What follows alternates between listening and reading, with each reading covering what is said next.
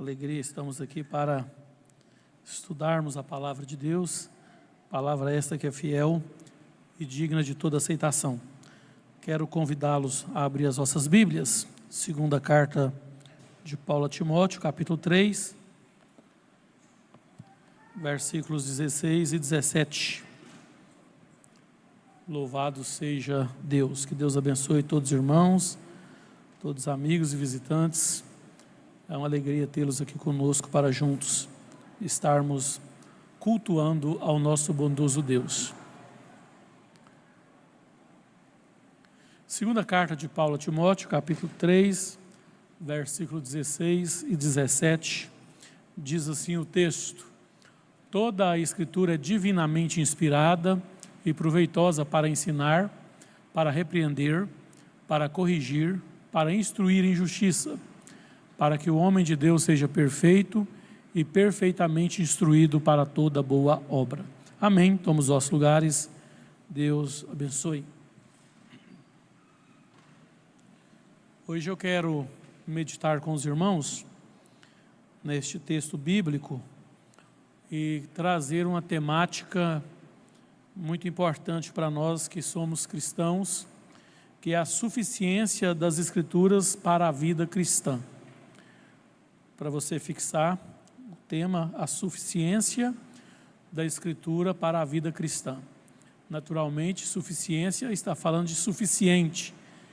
E, naturalmente, a Escritura ela é poderosa, eficaz e suficiente para a nossa caminhada cristã. E talvez algumas pessoas não tenham esse entendimento e, por esta razão, se tornam presas fáceis de argumentos frívolos ou persuasivos, e com isso acabam se tornando crentes aliciados a uma pseudo, ou seja, falsa vida cristã, através de fundamentos que não são bíblicos. E a primeira coisa que eu quero refletir com os irmãos é sobre essa importância da Bíblia, que é a revelação de Deus e a base da fé cristã. Ou seja, a nossa fé, ela é fundamentada no que a palavra de Deus fala a nós.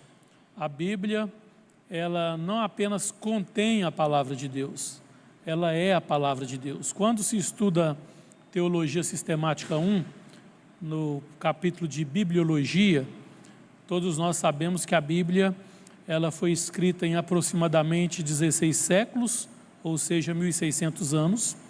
Ela possui 40 autores de variadas profissões e de diversas localidades e em diferentes tempos, em diferentes épocas. Ela possui 39 livros no Antigo Testamento e 27 no Novo Testamento. E quando você começa na forma a qual ela é organizada, Bíblia, biblos no grego, conjunto de livros ou pequena biblioteca, você vai entender que ela foi colocada não de maneira cronológica, porque se fosse de maneira cronológica, o livro mais antigo seria o livro de Jó, cerca de 4.004 anos antes de Cristo. Porém, ela vai sendo composta de forma histórica, ou seja, você vai ver a partir do Bereshit, que é o Gênesis, o princípio de todas as coisas. E eu estou fazendo esse pano de fundo histórico para você entender que no Bereshit nós vamos entender que só conhecemos a história a partir da autorrevelação, ou seja, o próprio Deus se revelando por meio de sua palavra. E a partir daí nós vamos entender então que a Bíblia, ela não só contém, como ela é a palavra de Deus. Talvez você já ouviu alguns jargões por alguns expoentes da palavra de Deus, que diz que a Bíblia fechada é um livro como qualquer outro, mas aberta é a boca de Deus falando aos homens, o que é verdade. E muitos questionam a autoridade ou suficiência da Bíblia com argumentos sofistas. O que é sofisma? É você pegar um argumento para tentar invalidar aquilo que é verdadeiro. Então eles vêm com argumentos dizendo que a Bíblia foi escrita por homens para invalidar o conteúdo da Bíblia. Porém, é preciso saber que Deus usa homens para falar com homens.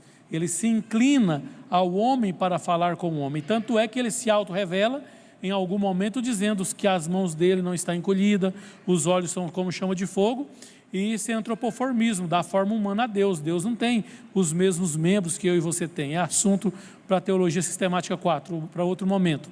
Mas o que é interessante nós entendermos é que o termo que se usa é amanuense, ou seja, alguém escreve a mano de alguém, mas a mensagem não é de quem está escrevendo, é de quem está ditando, que nós chamamos na Teologia Sistemática 1 de teoria do ditado verbal ou inspirativo. Deus inspirou os homens para que pudessem então escrever a palavra, para que pudessem escrever a Bíblia.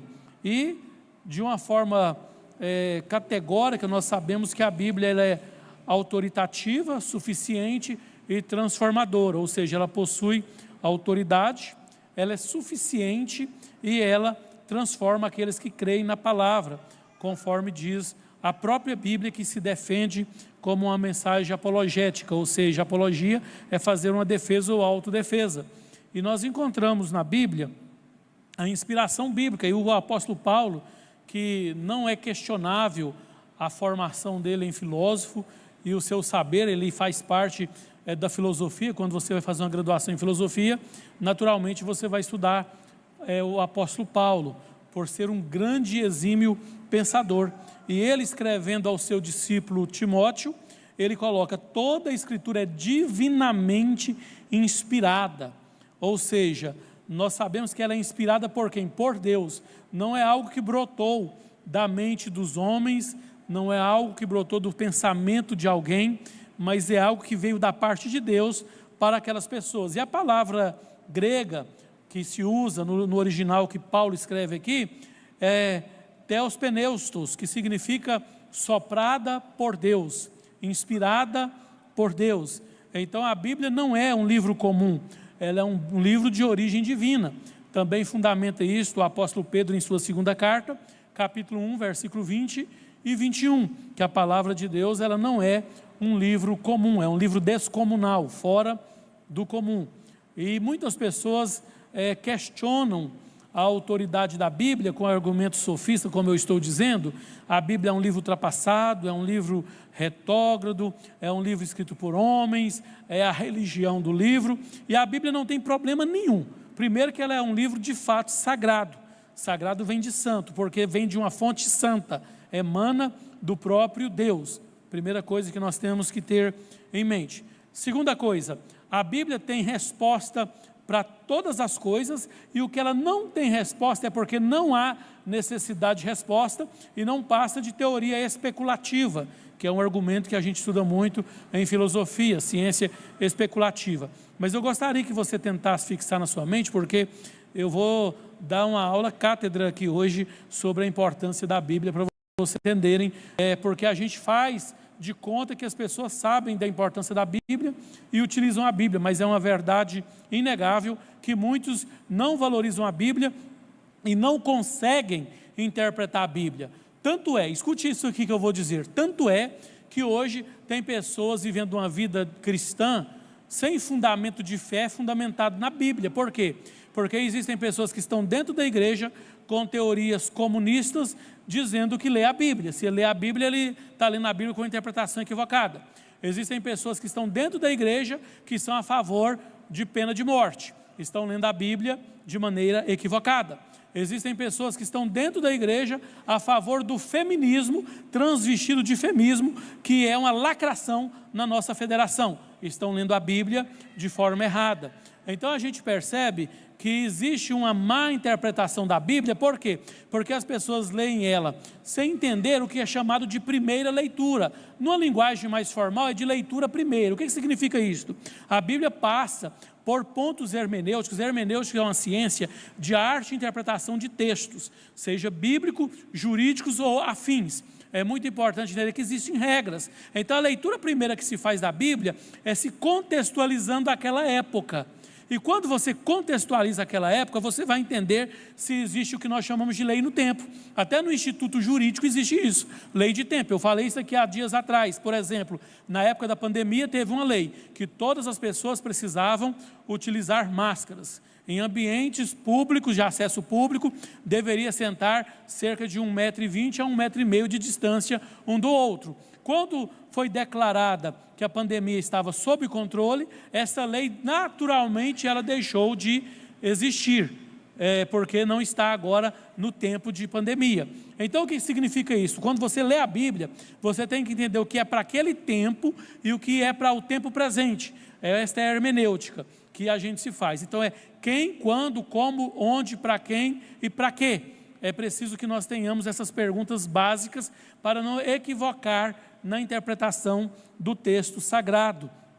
E existem na Bíblia todo tipo de assunto. Se você olhar na Bíblia, você vai encontrar agronomia, quando fala para a terra descansar, vai falar da questão até das questões geológicas, da geografia, da arqueologia, vai falar de ciência, vai falar de política, vai falar de relação familiar, vai falar de ética, vai falar de cultura, vai falar de outros deuses que são pura e meramente mitológicos, criado pelo próprio homem. É aquilo que o poeta diz, a Bíblia, ela é a bússola para o perdido. Então nós sabemos que é através da Bíblia que nós vamos nos encontrar na nossa relação com Deus, porque é através da Bíblia que a divindade se auto-revela à criatura e mostra a relação da criatura para com o Criador, do Criador para com a criatura e da criatura para com a criatura, ou seja, mostrando as éticas normativas da nossa relação com o sagrado que é Deus e obedecendo o sagrado que é Deus através de uma boa relação com o nosso semelhante, inclusive nos ensinando a respeitar, amar, honrar e perdoar aquele que nos persegue ou que gratuitamente se elegem como nossos opositores. É fundamental termos esse entendimento. E a Bíblia foi escrita por homens, mas só que inspirados por Deus. Qual é a prova disso? Você pega Moisés. Moisés, segundo a Bíblia, ele foi formado em toda a ciência do Egito. Ou seja, se ele fosse formado hoje, ele seria formado em todas as faculdades que tinha, se fosse contextualizar. Claro que naquela época as faculdades não eram tantas como se tem hoje, mas as que tinham, ele era formado em todas elas. Um homem, então, diga-se de passagem, culto. Mas você vai pegar também homens como Amós, que era boiadeiro, teoricamente um homem leigo. Você vai pegar na Bíblia homens como Pedro, que era um pescador. Vai pegar homens como Paulo, que era filósofo. Ou seja, se você der um tema para autores de diversas formações, eles vão escrever o livro sem harmonia. Cada um vai ter um pensamento. Trago à baila novamente o exemplo da pandemia. Por exemplo, naquela briga da pandemia, usa máscara ou não usa máscara, você tinha calhamaços de doutores na área da saúde dizendo que tinha que usar máscara, que era saudável, que era importante. E você tinha do outro lado calhamaço de outros doutores dizendo que fazia mal porque você estava inalando o oxigênio impuro o tempo todo, repetidas vezes. Olha só, doutores em mesmas formações sobre uma mesma matéria com opiniões diferentes. Agora a Bíblia, escrita em 1600 anos, autores diferentes, locais diferentes, toda ela aponta para Cristo como base. Não é o meu propósito falar aonde Jesus está em cada livro, mas você vai encontrar, se você pensar em Gênesis, fala de Jesus como a semente da mulher, em Êxodo, Jesus como o Cordeiro Pascual, e vai seguindo toda a Bíblia apontando aonde tem Jesus. Inclusive um livro da Bíblia, que é o livro de Esther, fala de Jesus como tema e sequer tem no livro de Esther a palavra Deus. Olha só para você ver a harmonia da Bíblia. E a Bíblia tem o que nós chamamos na hermenêutica de aparentes contradições. É preciso então debruçar meticulosamente no texto sagrado para entender. Jesus saindo de um lugar, ele cura. De repente está falando que ele está chegando em um lugar e é o mesmo milagre. Como é que é isso? Está errado, alguém escreveu errado. Não, é a perspectiva da localidade. Quem está aqui? Aqui o exemplo é perfeito, que nós estamos na igreja, no prédio que fica no Fonte Nova. Em frente a nós, no espaço de eventos aí, é Fim Social. Quem está de cá, se Jesus estiver vindo curar alguém aqui, vai dizer, Jesus chegando no Fonte Nova, curou um paralítico. Quem está no fim social vai dizer assim: Jesus, saindo do fim social, curou um paralítico. É o quê? A percepção territorial. Mas se a gente ler, querendo fazer uma crítica à Bíblia, dá-se a impressão que está havendo uma contradição. O milagre é o mesmo e a localidade de Jesus estava errada. E não é a localidade de Jesus que estava errada, é a localidade geográfica dos amanuenses, dos escritores, que eram diferentes. Então é bom a gente entender isto. E a aplicação que nós temos neste primeiro momento, que toda a Escritura é divinamente inspirada por Deus, é que devemos confiar nela como verdade absoluta. O que eu acho lindo na Bíblia é que ela pode pegar esse título, verdade absoluta, ou seja, não há sombra de variação. As nossas verdades quanto humanos, elas perpassam pela instabilidade. Ela é uma verdade hoje que amanhã pode não ser verdade. Os conceitos sociais, conceitos filosóficos, eles mudam muito de acordo com o tempo. Se você for observar quem é pai aqui de crianças recém-nascidas, por exemplo, quando eu fui pai do meu primogênito, o médico disse que a OMS havia dito que a criança só poderia amamentar até 9 meses. Não poderia ser menos, que não era saudável, e após 9 meses era perda de tempo, e além de ser perda de tempo, levaria a criança a ter traumas para tirar. Passa-se o tempo, não, agora é 1 ano. Tem alguns aí já falando que é 2 anos. Olha só, a mesma ciência não tem uma verdade absoluta. E já tem médicos, pasmem vocês, dizendo que de 3 a 6 meses é suficiente. Porque senão vai ter uma ruptura neurológica e neurocomportamental muito grande no bebê. Quanto mais demorar, pior ficará o desmame da criança. Então as nossas verdades não são absolutas. O nosso direito também não é absoluto. Por exemplo, embora é causa pétrea constitucional, artigo 5º da nossa Carta da República, Carta Magna, como você quiser chamar, Constituição Federal, que todos têm direito à vida, aí depende. No direito essa frase sempre vai bater, depende, porque não é uma verdade absoluta. Existirá um momento que o indivíduo não terá direito à vida. Então a gente pode observar que não existe direito absoluto, não existe fenômeno social absoluto, mas existe uma palavra que é a verdade absoluta, inerrante, infalível, que é a palavra de Deus. Ainda que tentem incinerar, tentem queimar as cópias da Bíblia, não conseguirão acabar com a Bíblia, porque a própria Bíblia diz no Salmo 119 que o livro do Senhor permanece para sempre nos céus. Então a Bíblia é uma verdade absoluta. E é tão interessante, quando eu fazia filosofia, a gente estudando sobre a verdade, a gente se preocupa muito. A verdade não existe, diz a filosofia. Aí pergunta assim, por que a verdade não existe? Porque se ela existisse, seria impossível o homem alcançar. Em parte a filosofia tem razão. Só que a Bíblia diz em João 8,32, conhecereis a verdade e a verdade vos libertará. Na filosofia usa premissa, então primeira premissa ou premissa maior. A verdade liberta. Vem a filosofia e sofisma. Pois é, a verdade liberta, mas ela não existe. O texto de João 8,32 traz a premissa menor ou segunda premissa. Se, pois, o Filho vos libertar, verdadeiramente sereis livres. A filosofia descobre, então, o Filho é a verdade. E chega no silogismo e a conclusão. Cristo é a verdade que liberta. E ele diz também em João 14,6, eu sou o caminho, a verdade e a vida.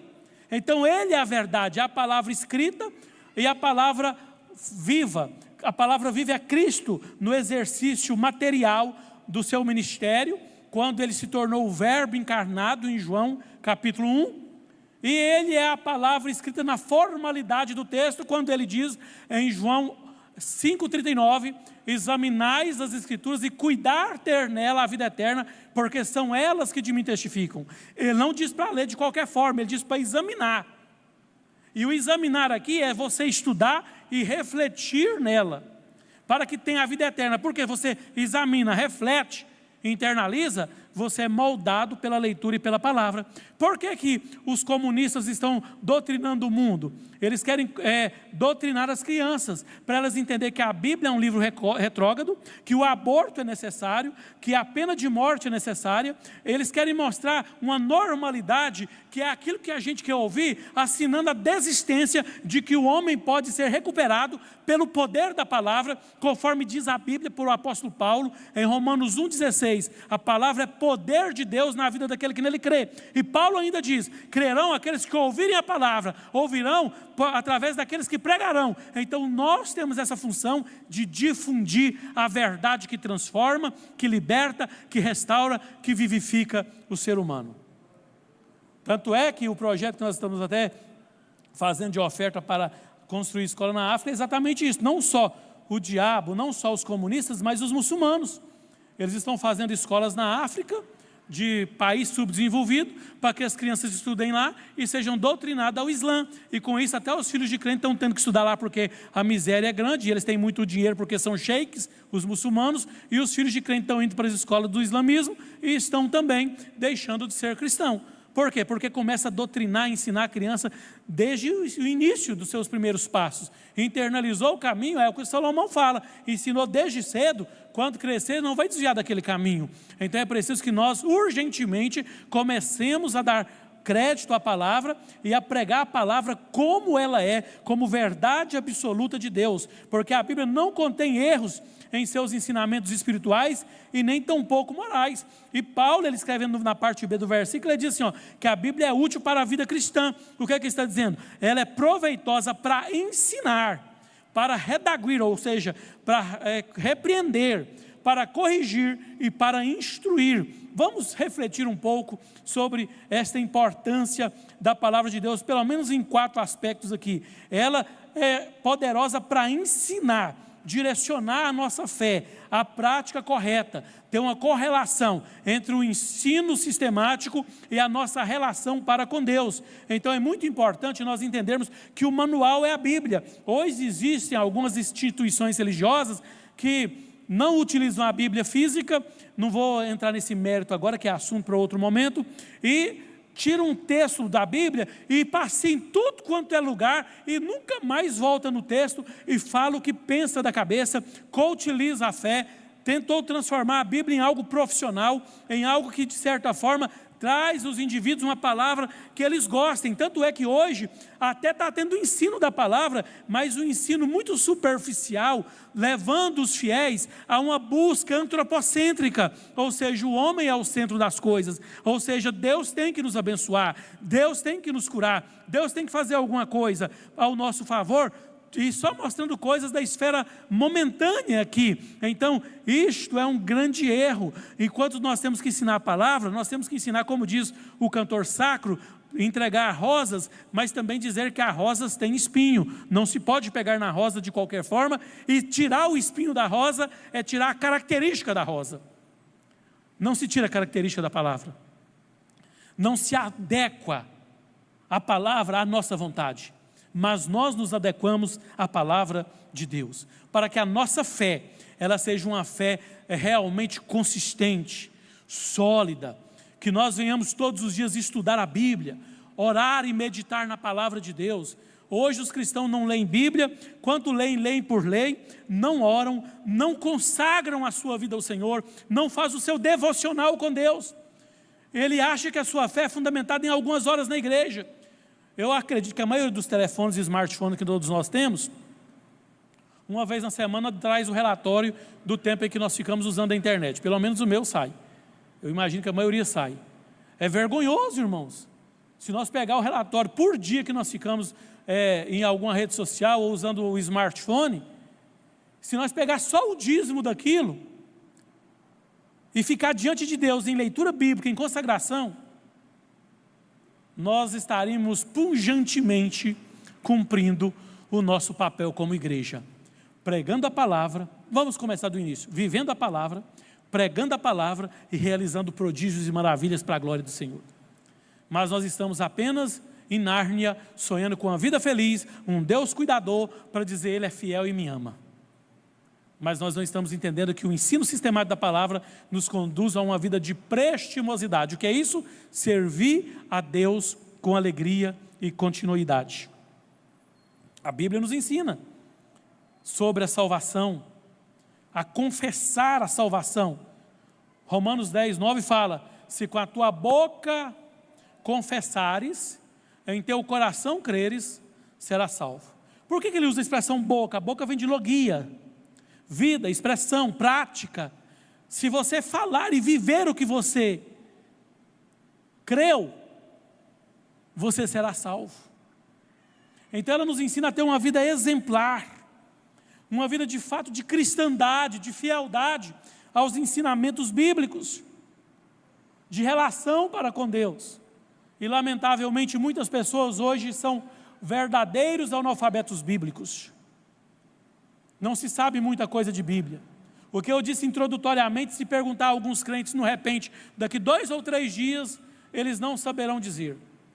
Quantos livros tem a Bíblia? Ele não vai saber dizer. Tem crentes até hoje, tem pastores, pregadores, que não sabem discernir livro de carta, na hora de citar o texto sagrado. Irmão, se tem uma coisa que eu pego pesado nos meus alunos de teologia, é que eles aprendam a usar a regência certa. No Antigo Testamento, tudo é livro. Então não existe 1 de Reis, 2 Samuel, é 1 Reis, 2 Reis. No Novo Testamento não existe 1 Pedro, 2 de Pedro. No Novo Testamento é 1 Pedro, 2 Pedro, 1 Tessalonicenses, 2 Tessalonicenses. Por quê? Porque no Antigo Testamento o nome é artigo, livro. Artigo, o livro, não existe a livro. O livro. No Novo Testamento é epístola, que significa carta. Carta, o artigo é feminino.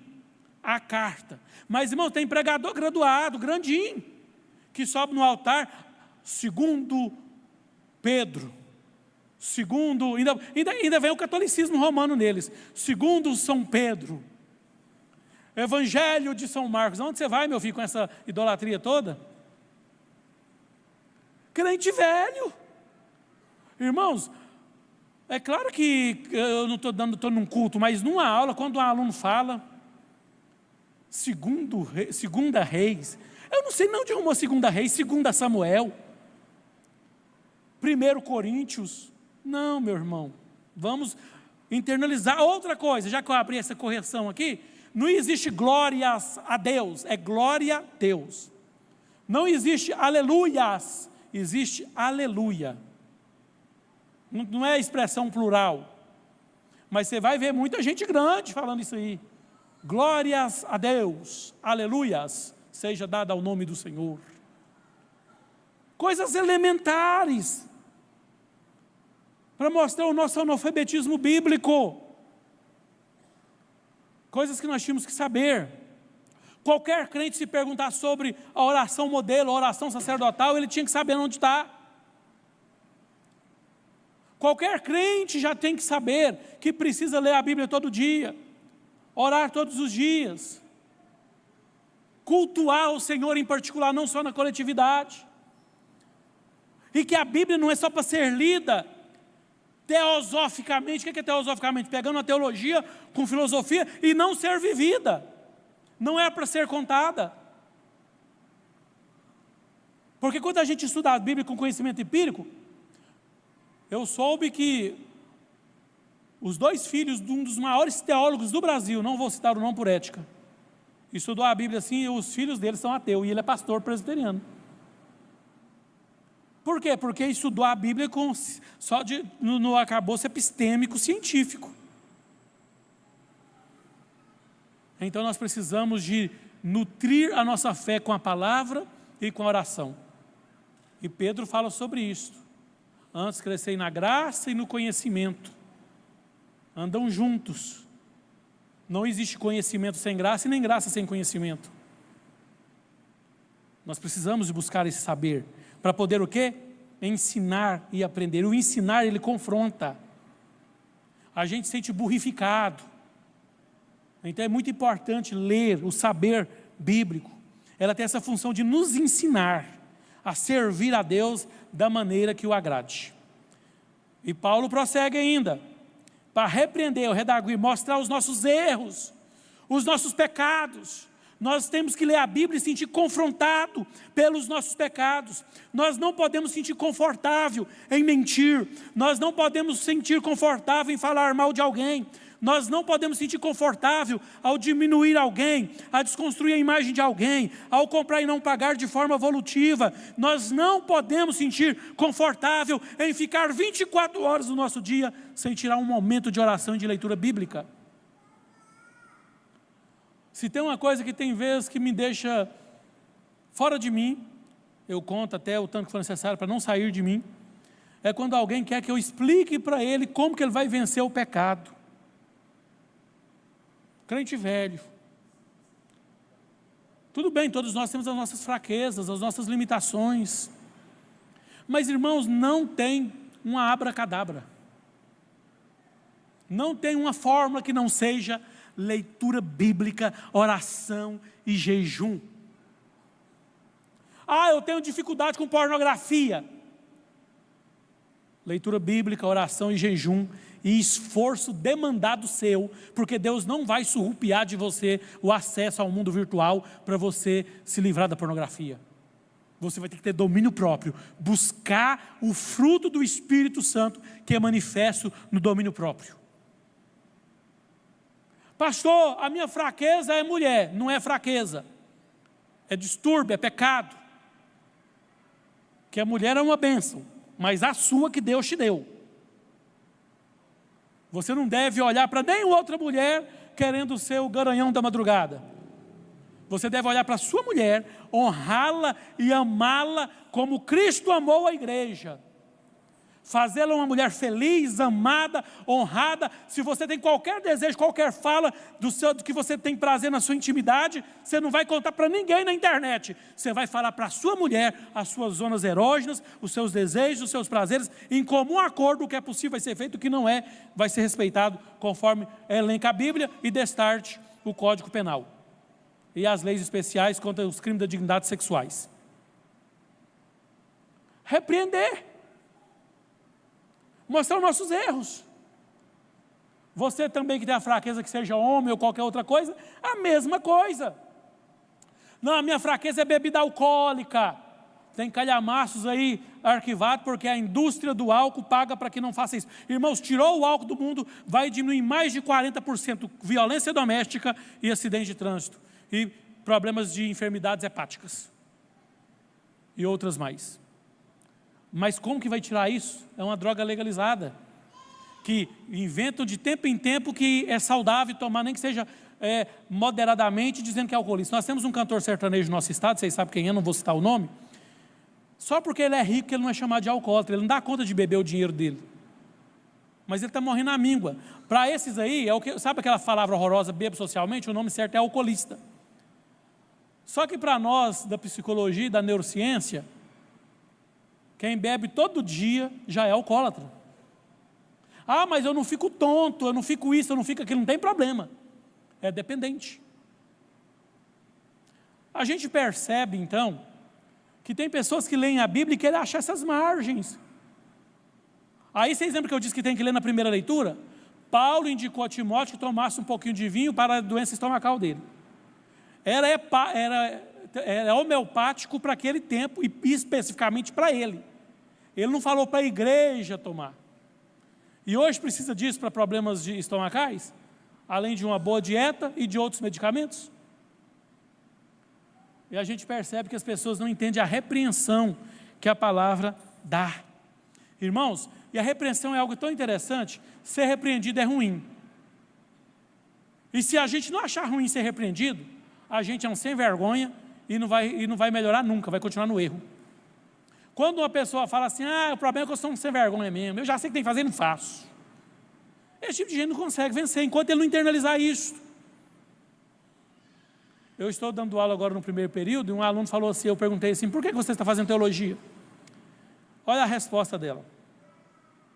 É porque é um curso superior mais rápido, e eu tenho que terminar alguma coisa. Eu disse, se essa é a sua motivação, o primeiro ponto é a sinceridade. E tomara que essa sinceridade produza em você uma conversão ao conhecimento laboral, teológico e, sobretudo, à intimidade com Deus. Porque, irmãos, nós não podemos sentir confortáveis com a repreensão. Nós queremos que o culto seja todo dia um culto bom, como eu disse no domingo, uma sinergia de adrenalina e de alegria, enquanto na verdade nós temos que sentir as nossas misérias. Todo dia entender que bendito seja Deus, que não respeita a minha vontade de pecar, me confrontando por intermédio da palavra. Deus não é fidalgo.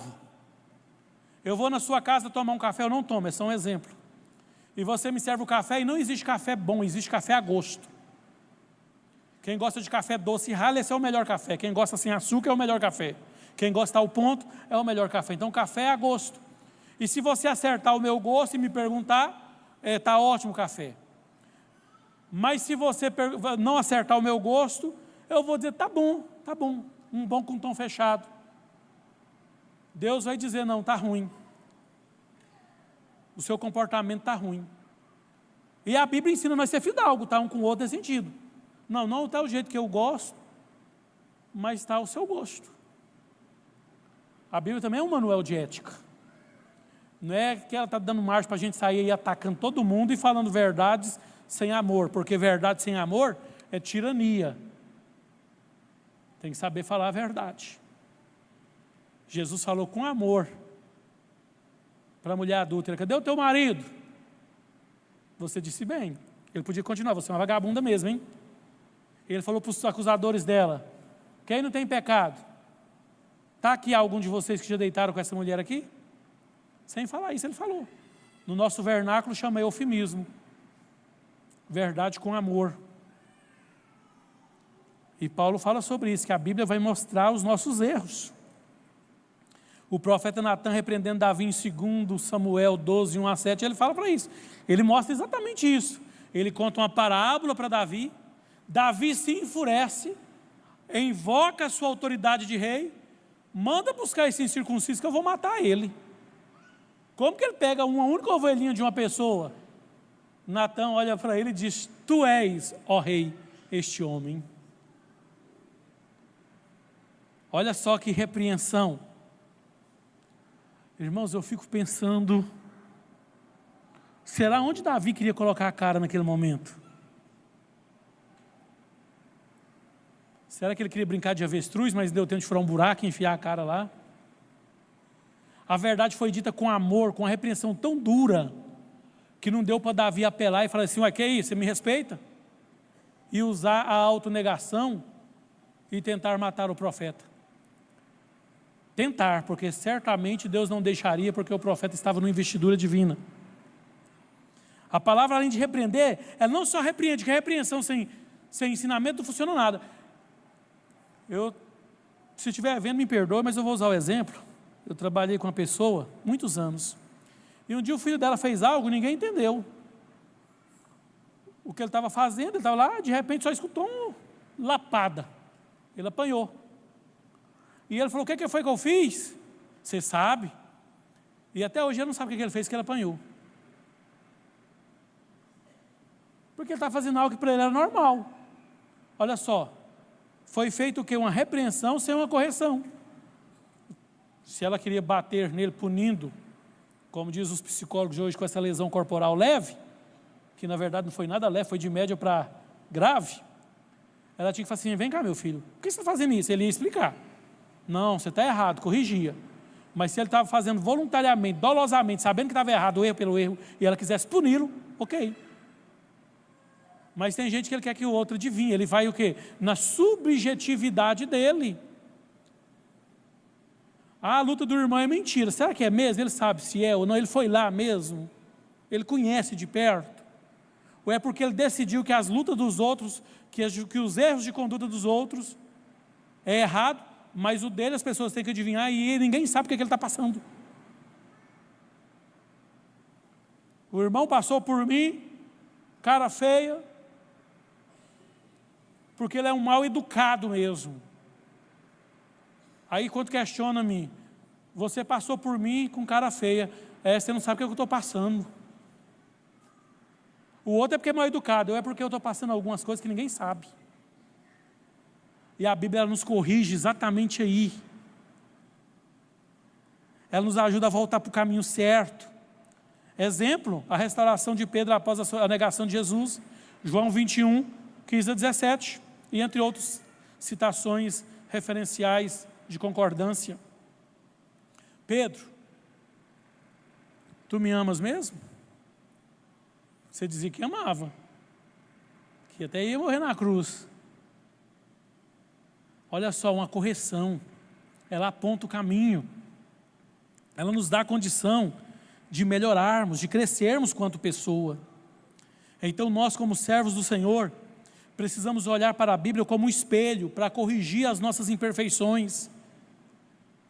Mas infelizmente nós queremos alimentar um pouco da Bíblia e um pouco das coisas do mundo, das teosofias, das sabedorias do mundo, porque nós achamos difícil demais a caminhada cristã.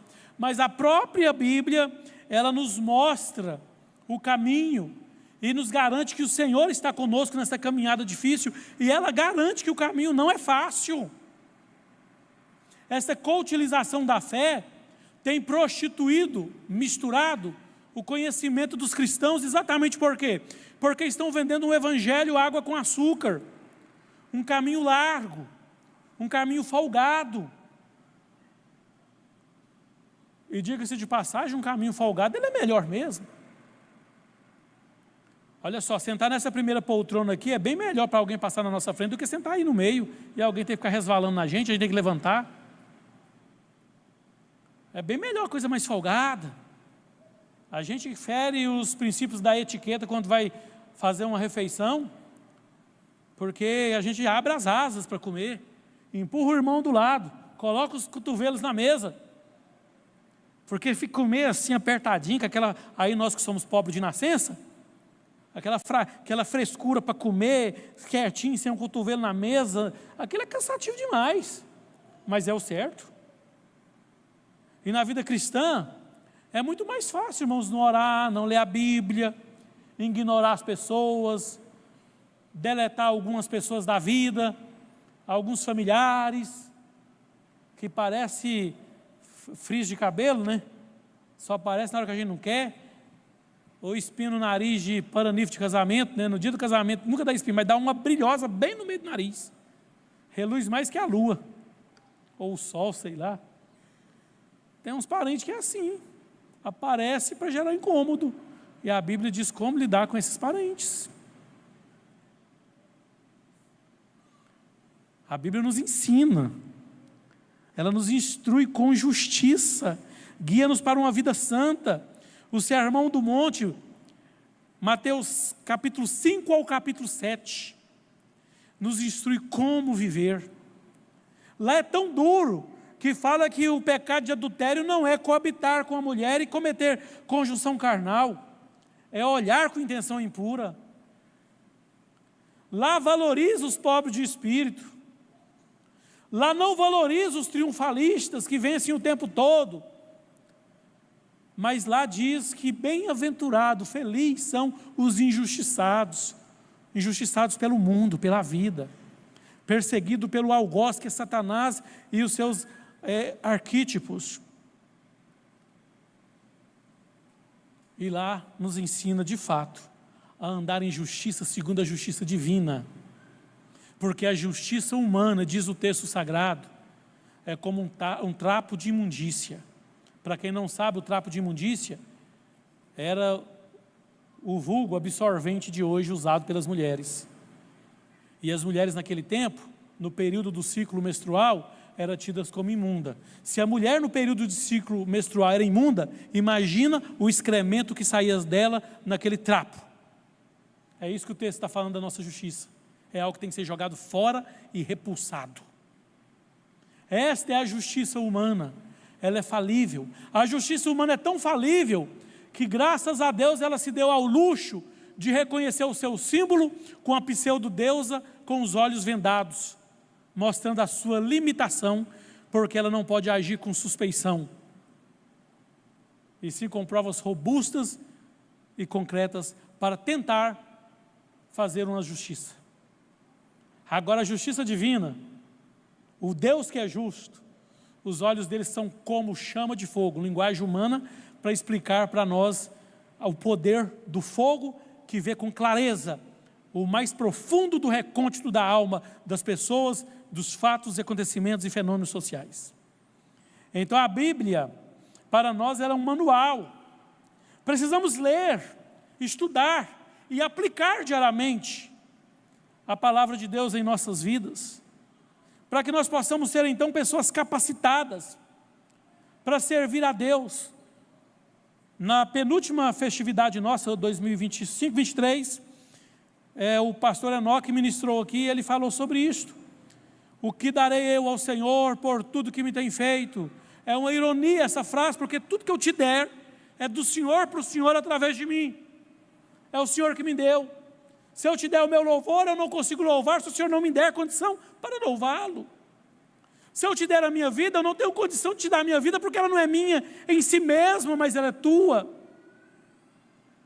Então nós precisamos de entender que somos chamados para servir ao Senhor com prestimosidade, com alegria.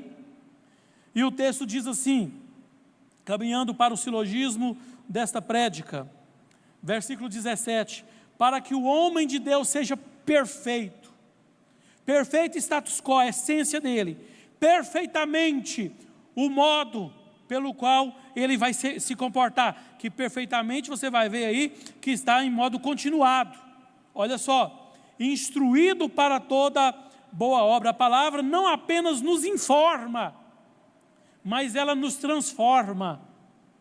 É diferente. Quando nós lemos a palavra, internalizamos ela, nós somos perfeitos em Cristo. Ah, nem Jesus que foi perfeito agradou todo mundo. O povo quase faz e diz um versículo. Primeiro, o propósito da perfeição não é agradar ninguém.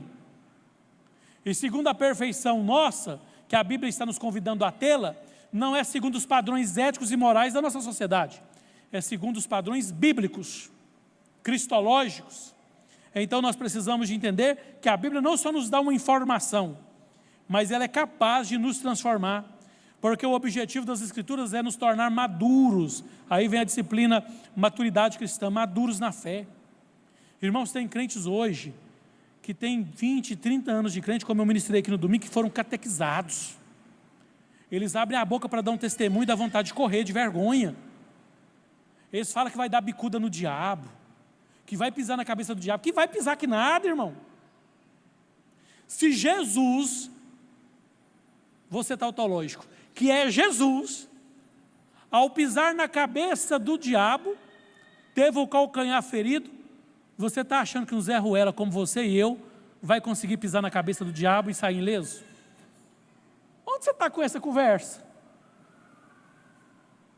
Não estou te convidando a temer o diabo, mas estou te convidando a entender que nós somos vencedores em Cristo e por Cristo, e não tripudiamos o nosso inimigo. A filosofia tem uma frase que me chama muita atenção. A pessoa que se gaba, louva-se, que se gaba da vitória, não é digna da vitória. Porque eu sou bom, porque eu fiz isso. Não, ela não merece a vitória. Ela está no lugar de vitorioso, mas não é uma pessoa vitoriosa. A pessoa vitoriosa, no cristianismo, ela entende que em Cristo sou mais do que vencedor. A palavra mais que vencedor mostra que vencer não é suficiente. É mais do que vencer. Não tem palavras vernacular no nosso português, na nossa língua, para explicitar o nosso ideal. Então o objetivo é nos dar maturidade, para cumprir a vontade de Deus, para lutar com armas espirituais, porque o estudo bíblico não é apenas para o conhecimento. Eu mesmo tenho uma dificuldade seríssima de relacionar com pessoas que estudam a Bíblia de forma epistêmica, pelo saber. Vamos dialogar aqui sobre tal livro, sobre isso e aquilo, sobre os sinais maçoréticos e vai essas coisas aí da teologia. Não, eu gosto de estudar a Bíblia como palavra de Deus. E tem hora que Deus fala com a gente não entende. Mas Ele falou, uma hora a gente vai entender o que Ele quis dizer. Existe conselho que os nossos pais nos dão na nossa infância, adolescência e até mesmo na juventude, que na hora a gente não entende. A gente tema com eles e não concorda.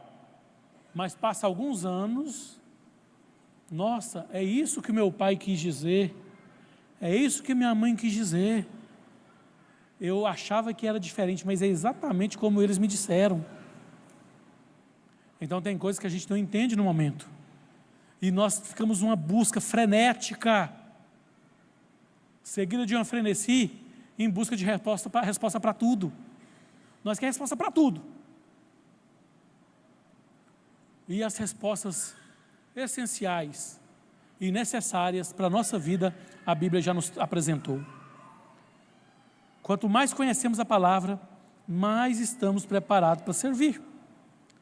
A Bíblia, ela é inspirada, útil para guiar a nossa vida. Portanto, devemos meditar nela.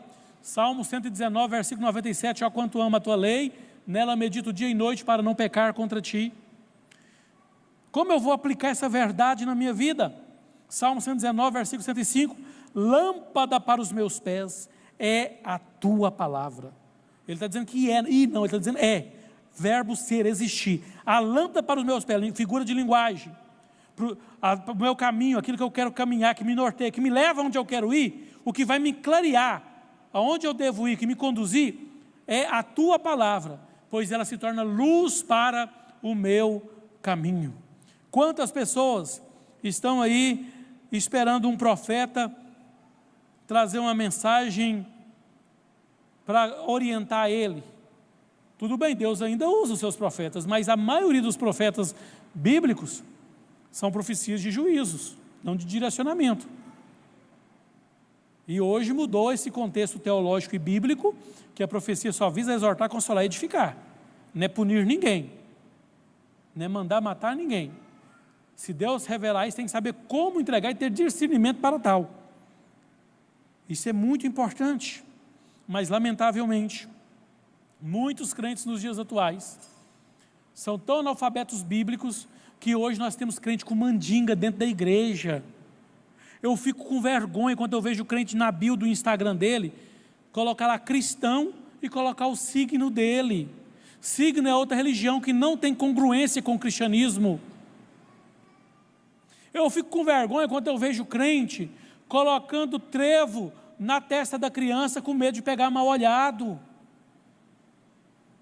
Eu fico com vergonha quando eu vejo crente batendo na madeira para isolar porque eu ouvi uma palavra negativa. Eu fico com vergonha quando eu vejo crente vivendo o positivismo de Kent Hagel, confissão positiva. Eu ministro que vai ser bom para ficar bom, porque se eu não falar não fica.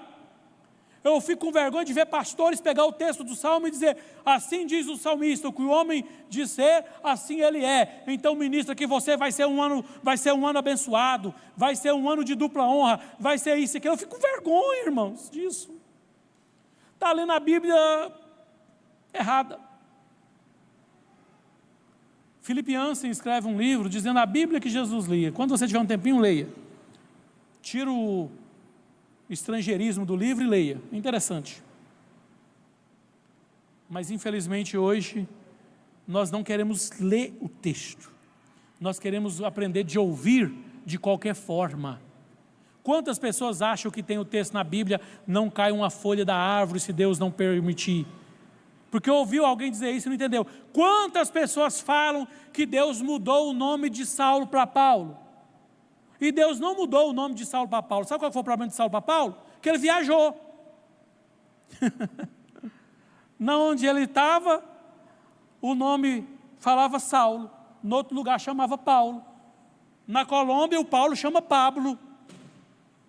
Só isso e nada mais.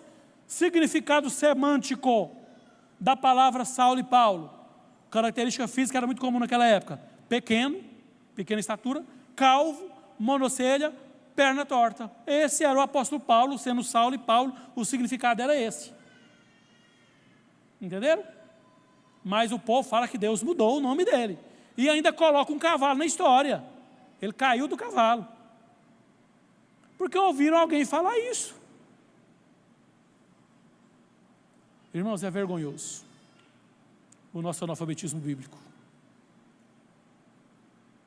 É triste. é de desesperar.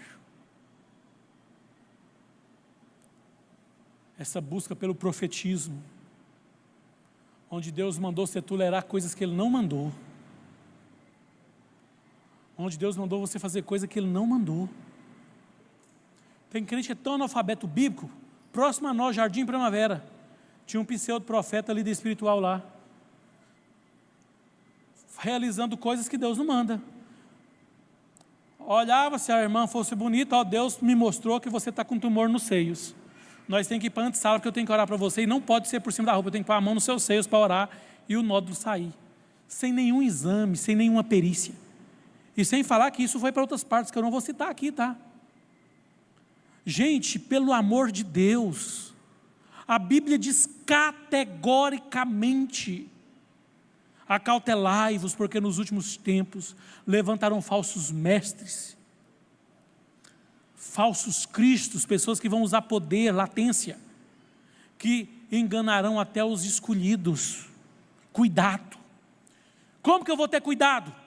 Conhecendo a palavra, estudando a palavra, tendo discernimento do que é de fato que a palavra orienta, até onde o de cá e o ministério de alguém tem essa amplitude. Ah, Deus me revelou um novo método de fazer culto, onde o povo vai ficar alegre. Não. O sermão mais famoso da história, Jonathan Edwards, príncipe dos pregadores, pecadores na mão do Deus irado. Um sermão pura e meramente em homilia. O que é isso? Ele pegou e foi lendo o que Deus falou com ele. Foi lendo. De repente ele escutou alguns gritos e berros, e ele estava lendo. Ele olha para o auditório da igreja, e o povo estava segurando nas pilastras do templo, e dizendo: salva-nos, Senhor, porque estamos caindo no inferno. Isaías entrou num culto para adorar a Deus sozinho. Ele viu a glória de Deus e disse: não, eu vou morrer, eu sou pecador. E ele não era um pecador no sentido estrito da palavra, ele era um profeta, mas ainda sendo profeta, diante de tamanha glória, ele viu que ele não era nada. A palavra, e as pessoas não querem dar valor na palavra, as pessoas querem dar valor no movimento, no institucionalismo clerical. Pessoas que se esgrimam, se esforçam para levar uma palavra genuína, às vezes fica só, porque hoje a gente quer fazer campanhas, eu tenho que ir ali ver alguém falar comigo. Tudo bem, Deus vai usar pessoas para falar, mas todos os dias Ele fala comigo e com você através da palavra. E é o único livro que nós podemos ler com o autor do lado. Eu já pensei em ler livros, quando eu gosto muito do penal também, com o Fernando Capeza ao meu lado, Rogério Greco, civil, com Silvio Venosa, seria muito bom. Constitucional, você pegar aí os constitucionalistas Ives Grandra e sentar e falar sobre que coisa mais boa que seria, mas eu não vou conseguir jamais essa proeza. Mas agora a Bíblia, eu sento para ler, está em mim, habita em mim, Deus Pai, Deus Filho e Deus Espírito Santo, através do Espírito Santo, e pela onipresença Ele está no ambiente. E se eu tiver uma vida de oração e de devoção, Ele vai esclarecendo a minha mente, iluminando, e através dos subsídios que Ele me oferece, do arcabouço teológico, eu vou melhorando quanto cristão.